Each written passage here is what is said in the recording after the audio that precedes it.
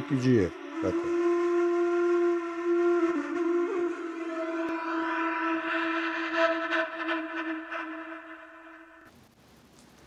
2 ноември 22, сряда, Ню Йорк. Петър Дикиджиев. Още при първото представяне по Пловдивска телевизия Тракия Евгений Тодоров употреби думата полемичен по мой адрес. С други думи критичен, с други думи скептик. И е прав, тъй като аз имам лошия навик да не си мълча, а да си казвам, когато нещо. И не съм сигурен дали тези няколко думи, които имам сега по сферата на архитектурното наследство, на паметниците на културата, дали ще видят изобщо бял свят по Пловдивска телевизия Тракия, тъй като той отскоро е почетен гражданин на Пловдив и вероятно трябва да прави поведение и да няма много така огорчаващи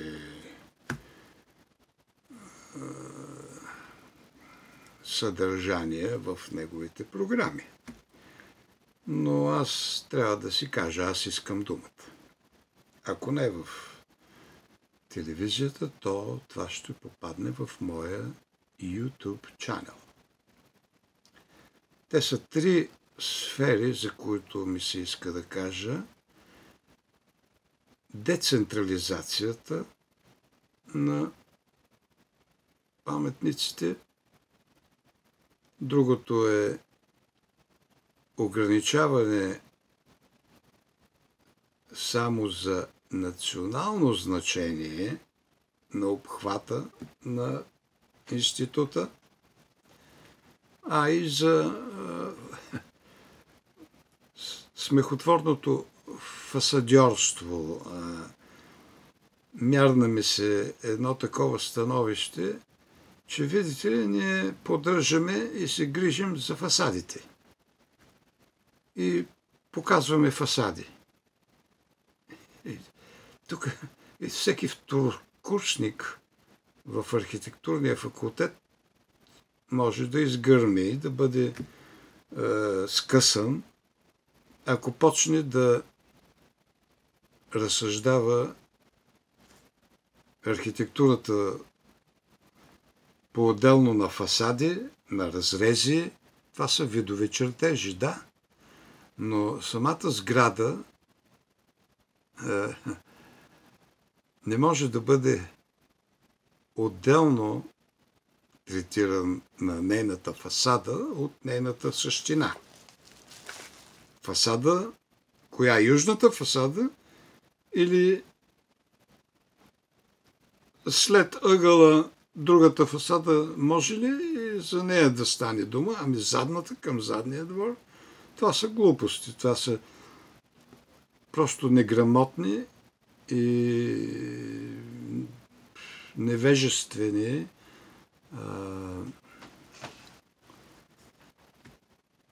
така подходи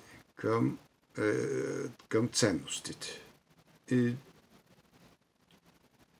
не бива да се говори изобщо по този начин. За децентрализацията на администриране на архитектурното наследство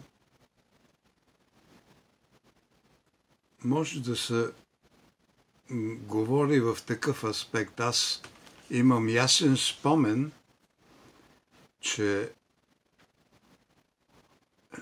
архитектурното наследство беше напълно децентрализирано по време на моето детство. Аз си спомням кога то беше регулирано по един централен, по един организиран начин.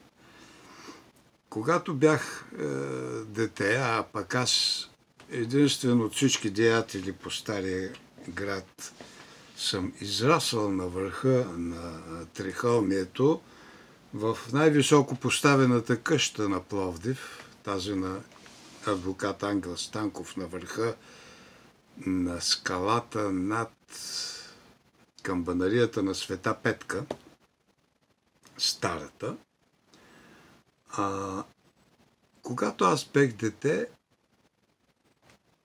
една тенекияна, проста тенекияна табелка, даже не беше с цветове боя или нещо, елемайл, или...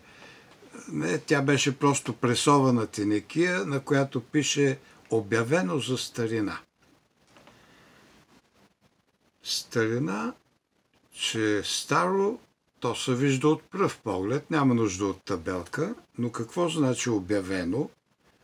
В крайна сметка нищо не значеше по това време, тъй като не съществуваше регистър, национален регистър в категории, кое какво е, колко е ценно, дали е по-ценно от онова другото, или от, да кажем, от Свети Александър Невски. Тези неща бяха напълно неорганизирани и това дали е обявено за старина практически не означаваше нищо. И тогава беше епохата на децентрализация,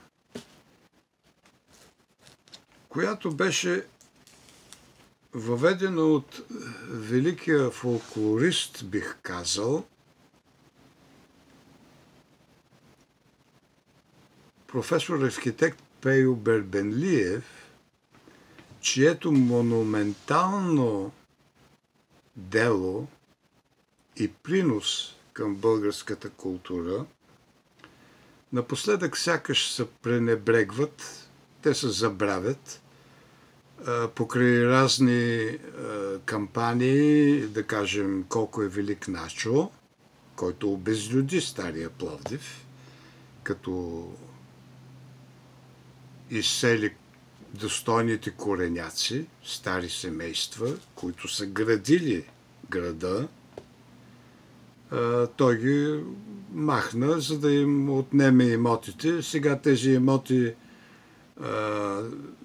управата се чуди какво да ги прави, тъй като няма компетентност, няма средства, щатни бройки. Това са чиновници хора, но за Пейо Бербенлиев трябва да се говори повече, да се говори по-често, да се говори по-задълбочено, защото той беше професор, архитект, доктор, но той не беше само академик, той не беше само схоласт. Той беше човек на делото, човек правяч, на латински homo faber. Дет вика народа, ложето не че молитва, мотика сака.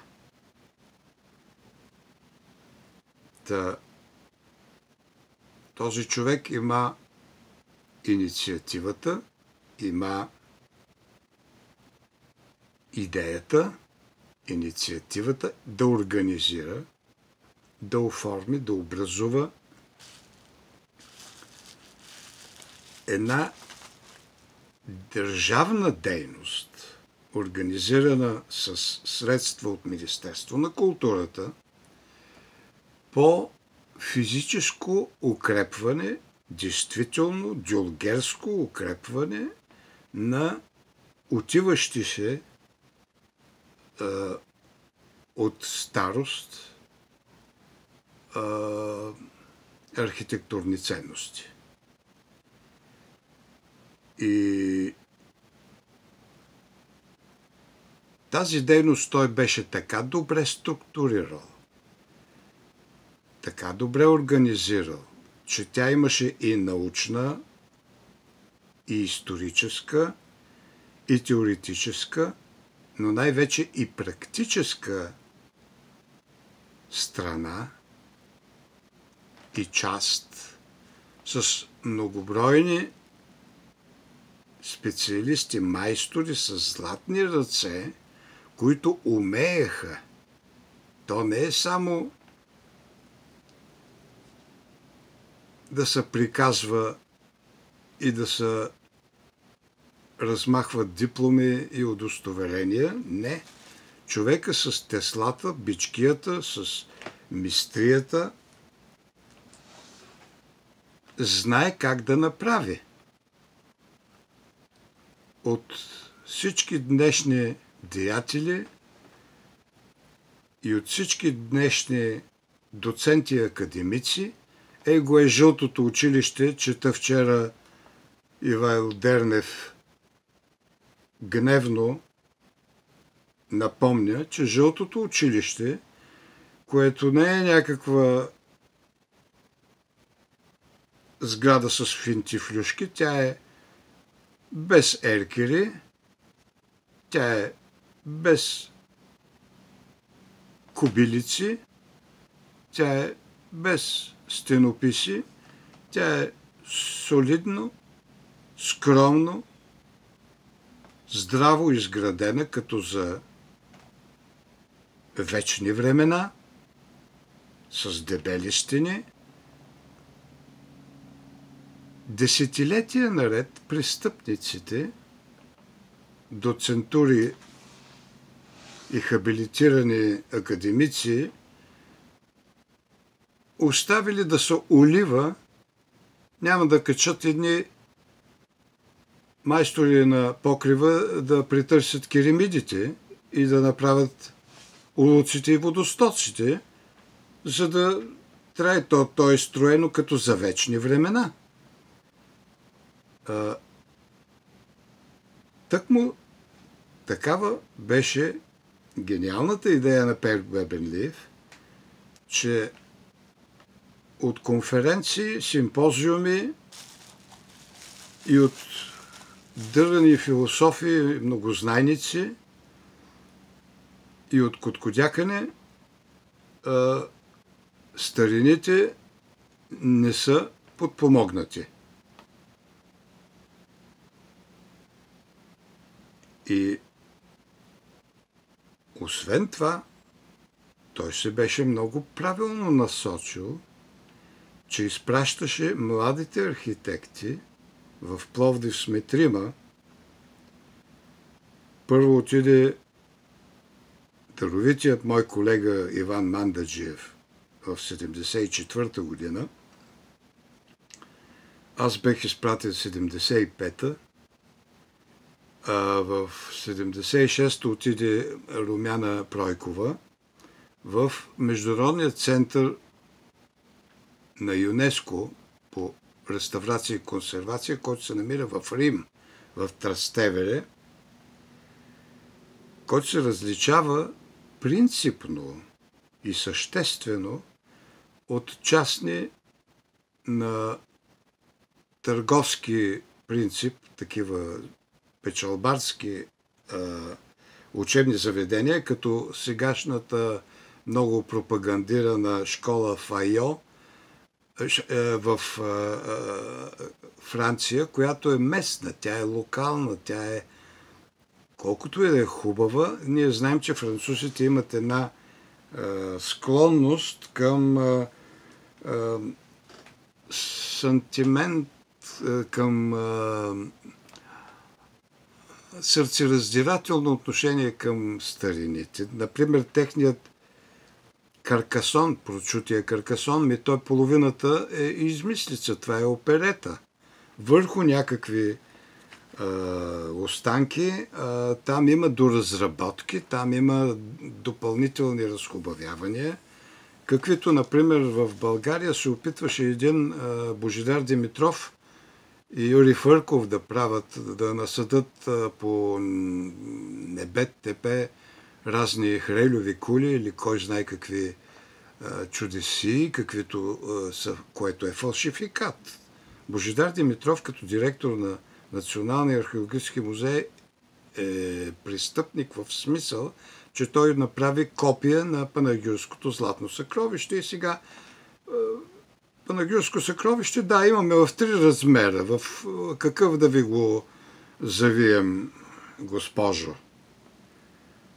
Това не се допуска. Фалшификати, имитации и приструвки в тази дейност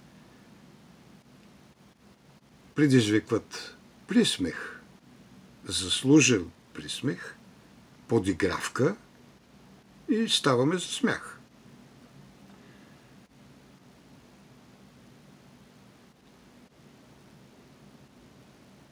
В 1969 година с Верчето Коларова в една задна стаичка на мястото на сегашния ресторант Пьотър Первий, който е на княз Сертелев над ресторант Пълден, един съветски ресторант с много големи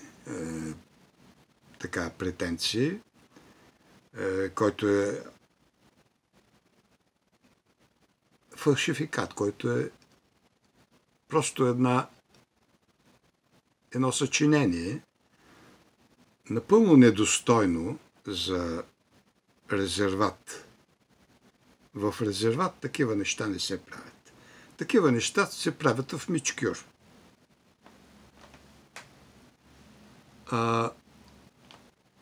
Там в две къщички имаше една зад друга, с задната къщичка с дърводелска работилница, огромна, много добре заведена и оборудвана, в която майстори с златни ръце дърводелци изработваха за ремонтите в Стария Пловдив различните дървени елементи, като парапети, като черчевета, като капаци, какво ли не. Там беше началото на Института за паметници. С Верчето Коларово имахме една задна стаичка, в която ни набутаха. Малко по-късно ни преместиха в Ламартин на първия етаж. От срещната стая беше телевизионният оператор Васев, а пък на горния етаж бяха семейство Велчеви и семейство Петкови, току-що спечелили международен конкурс за центъра на Пловдив. Много горди. С тях се присъедини бургазлийката Румяна Русинова се казваше тогава. После се разведе и сега се казва Румяна Пройкова. Там вече при нас се присъедини и Нони Вартерян, която да прави проектосметните документации за нашите работи, сиреч количествени сметки, стойностни сметки. Нони Вартерян, всъщност тя е Нуня Вартерян. И там вече Иван Мандаджев се присъедини към нас в Ламартин.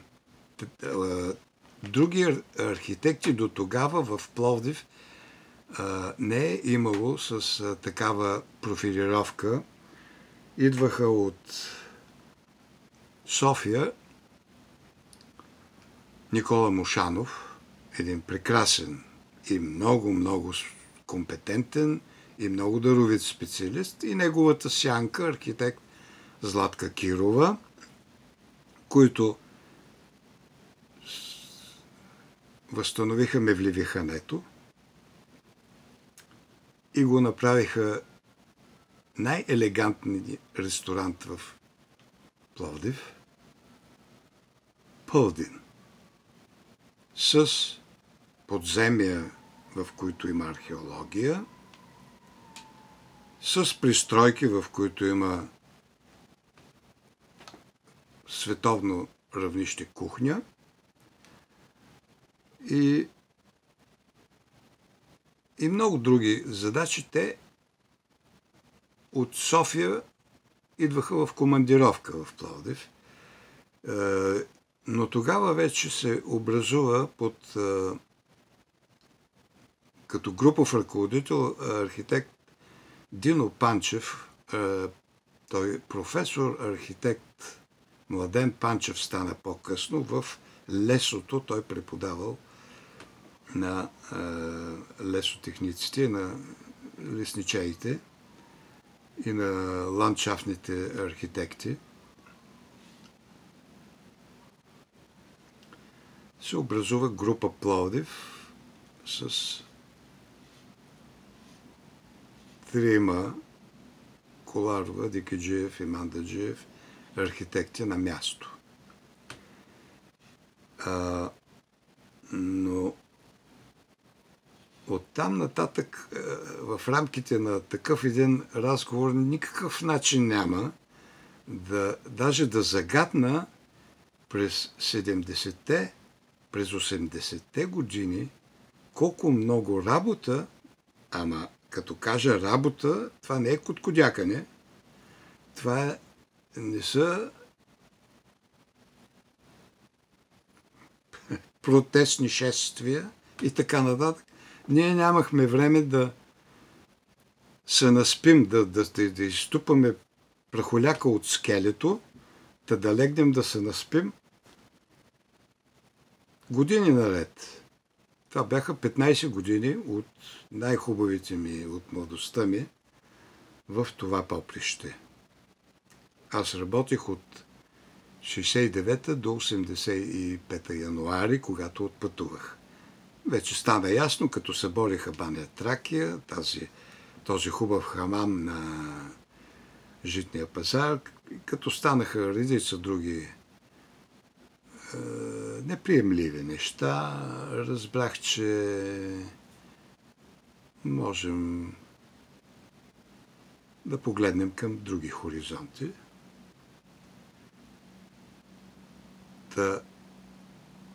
Просто обръщам внимание, че делото на Пейо Берменлиев трябва да бъде пропагандирано, а не само по разни кампании с служебни ентусиазми и разни оптимизми, които са напълно безпочвени, да се залъгваме и да се напъмпваме, а трябва да бъдем по-сериозни реалисти. Връщаме се на децентрализацията. Пейо Берменлиев беше успял да регламентира по какъв начин да се състави, а и поддържа регистър на ценностите на територията. Ама не на Пловдивската, ама не на Великотърновската, а на цялата територия, защото то другояче не бива. И това всъщност е корена и същината на централизацията, че по цялата територия каквото се случи, се следи, знае, обсъжда и се действа по него на едно място, а не да няма хаос.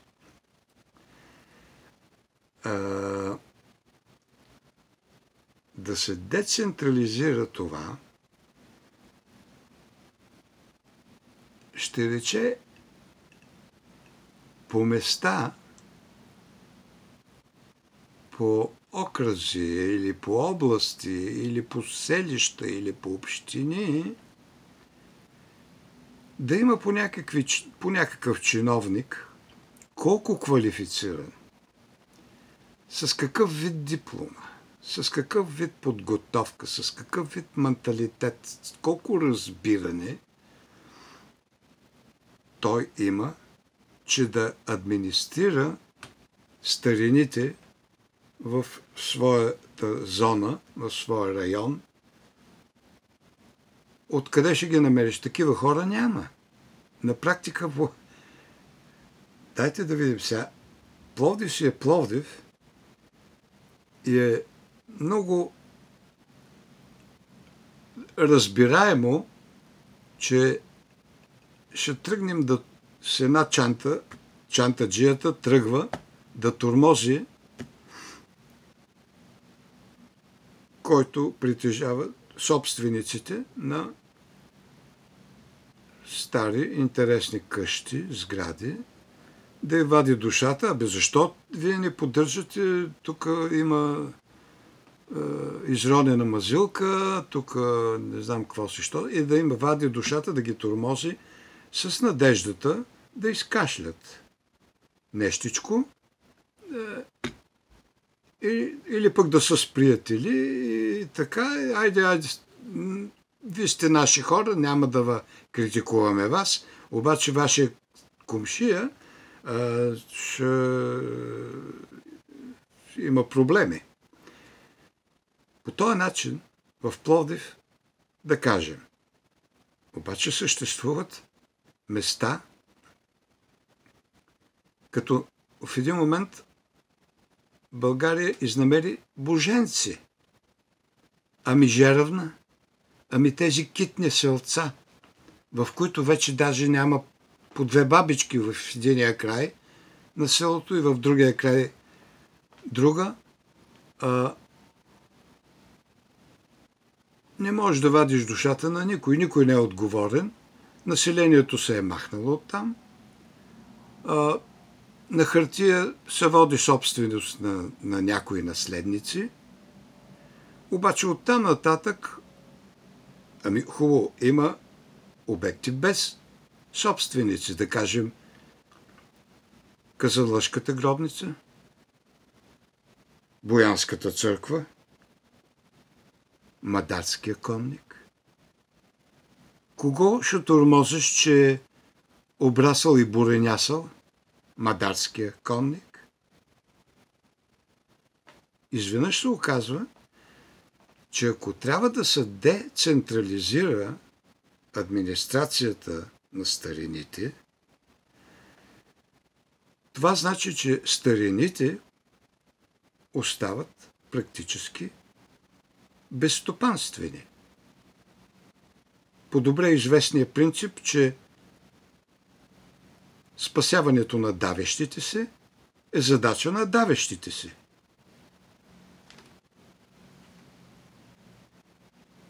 Като децентрализираш цялата тази огромна национална съкровищница, практически ти абдикираш, ти дезертираш, ти я изоставяш. Оттегляш се настрани, взимаш си заплатата, секретарката ти носи кафетата всяка сутрин и ти не отговаряш за нищо, защото ти си децентрализирал. Там си имаме човек. Какъв човек имаш ти? Ти никакви хора нямаш.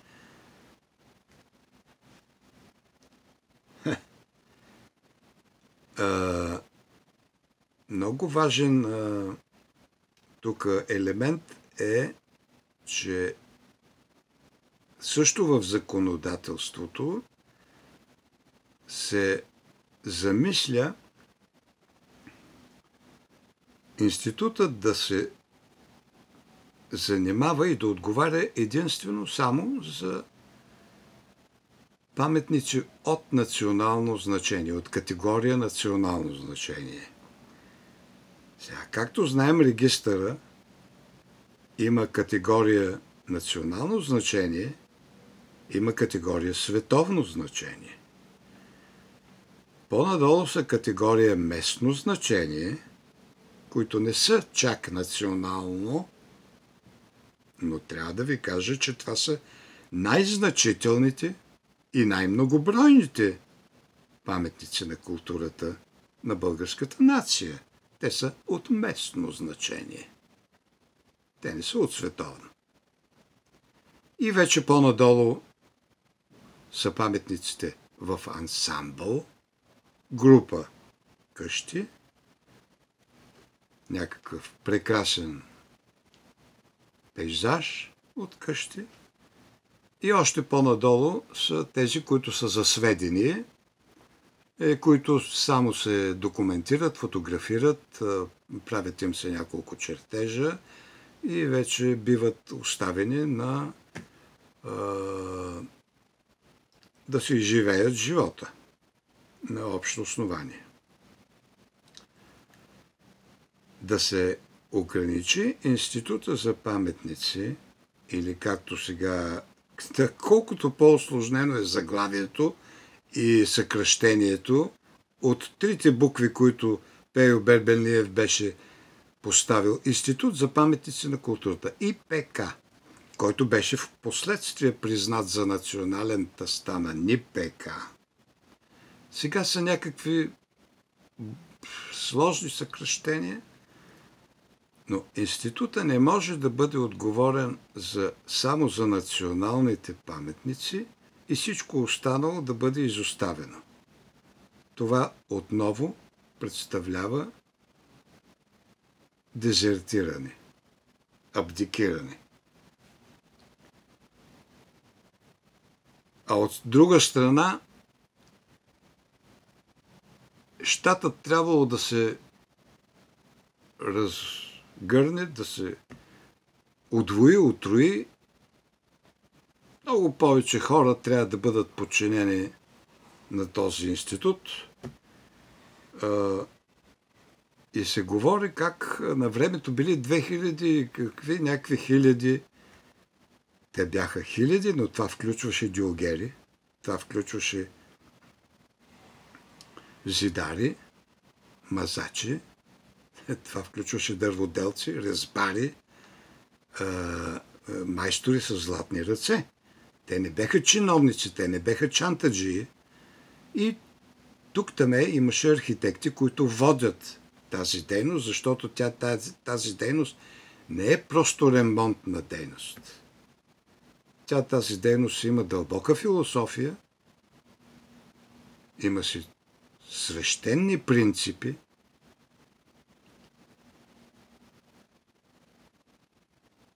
в нарушение на които гледам срещу Ламартин някаква буца. Срам и позор кой беше подписал такива проекти да се струпат. Аз за сега смятам да приключа. Дикиджиев, Петър.